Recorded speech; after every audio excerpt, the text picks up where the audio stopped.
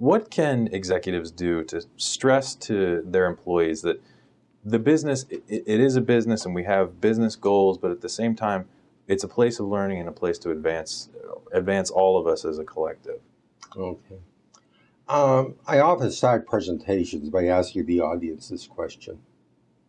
How would you feel if your CEO walked into your office one day and found you sitting at your desk reading a book? Now, most people respond that they'd be embarrassed that they were reading and not working. Now, assuming it's a business book and not a romance novel or a sci-fi novel, reading, learning in this way, should be viewed as legitimate an activity in support of your job as anything else that you do. Companies need to establish what I call a positive learning environment, where they value learning at every level. That ideas, good ideas, can come from anywhere in the organization, not just from the executive suite.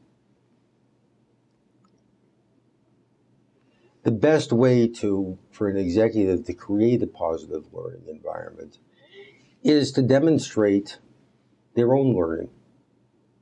Okay, the fact that, in some companies that have had this, I've seen the CEO pick up a book, read it and say, this sounds very interesting. I wonder how we can apply it here, and get copies for all of his direct reports and say, I want you to read this by our next staff meeting, and then hold a discussion of, is there anything in here that can help us?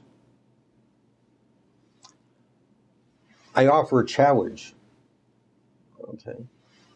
What if in your company, every manager at every level, from the CEO on down, started each staff meeting by asking this question?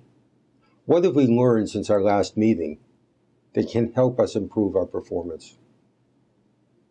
Now, I think the first couple of times a CEO asked that question, or a manager at any level asked that question, they probably get a lot of blank stares and no responses.